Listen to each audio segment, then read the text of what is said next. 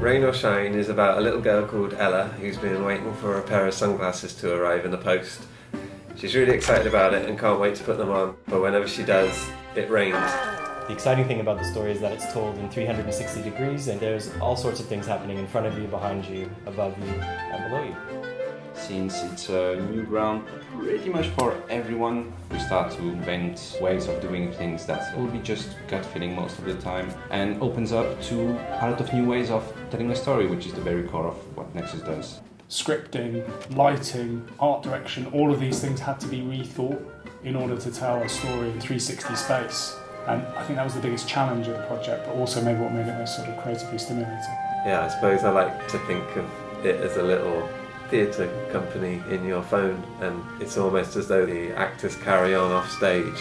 Maybe not like the most traditional film design characters, but I think the animators really enjoyed working with his designs because they are so different, and they're like giant heads and like little limbs, and just you can flop them around and it doesn't feel too mainstream, but it's still appealing, I think. The SDK is a Google software that allows you to bring in 3D scenes for interactive filmmaking moments. It always knows where you're looking, so it knows that you've seen something. So we've got people outside a pub drinking, and if you look at them you can see them having a pint. If you look back again, they've got an empty glass next to them, so by the time the story comes round to them and they react to the rain, depending on how many times you've looked at them, depends on how many pints they've drunk, depends on how drunk they are. Google have been amazing. They have an amazing technical team who are writing the SDK software as we're working with it. They give us something, we break it, we ask them how to fix it, and it's a dialogue.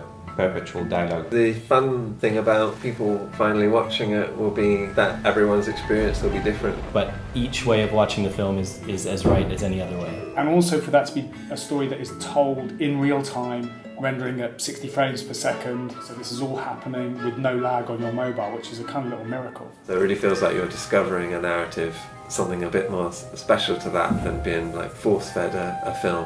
The future is definitely more shiny than it's Than rainy. That's